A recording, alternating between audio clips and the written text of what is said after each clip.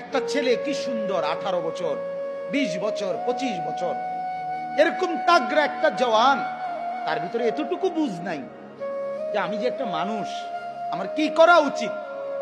এই বুঝটুকু যার নাই, সে কি পরিমাণ মূর্খ, কি পরিমাণ নাদান। আপনি ভাবেন, সকালবেলা ঘুম থেকে উঠে আরেকবার ঘুম যাওয়া পর্যন্ত একটা মোবাইল তার সঙ্গী, আর কতগুলো বন্ধু 4-5 জনের লগে আড্ডাবাজি, এরা তার সঙ্গী।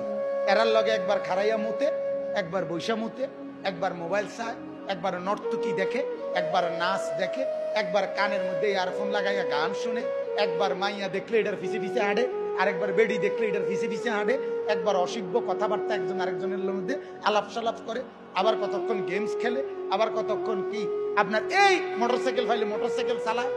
হ্যাঁ, শিক্ষা হই হুল্লোর। আপনি বলেন, এটা কি কোনো জীবন?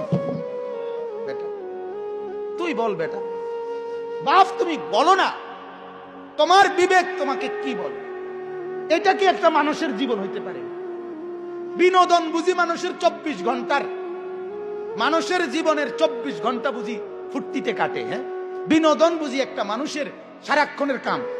তুমি যে মোবাইলের মধ্যে উলঙ্গ ছবি দেখতেছ, নাচ দেখতেছ, হিন্দি সিনেমার নর্তকীরে দেখতেছ, কিতা দেখো? এটা তো প্লাস্টিকে না। কথা বলেন না কেন? তা তুমি কিতা উপভোগ করলা? তুমি কিছুই তো মূলত উপভোগ করলাম।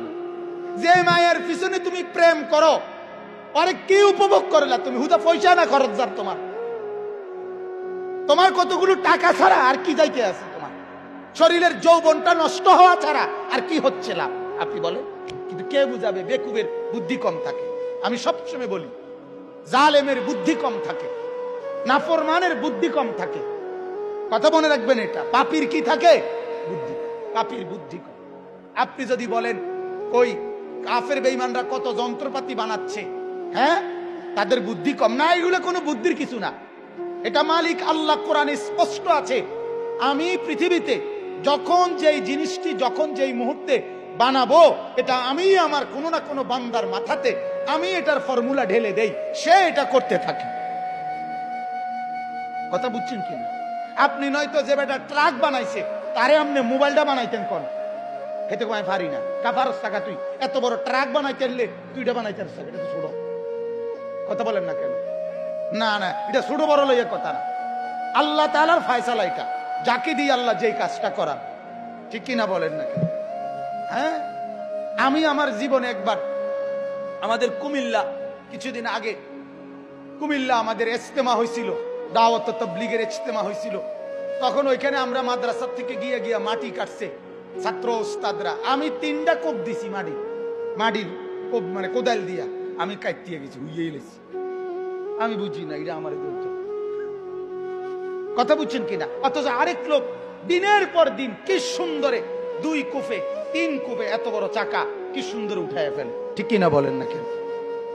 কুল্লুন মুয়াসসারুন লিমা খুলিকা লাহু, এটা হাদিস, আল্লাহর নবী বলছে, যাকে আল্লাহ তাআলা যে কাজের জন্য বানিয়েছেন, যাকে দিয়ে আল্লাহ যে কাজটা নিবেন, তার জন্য আল্লাহই কুদরতি ভাবে সেটা সহজ করে দেন।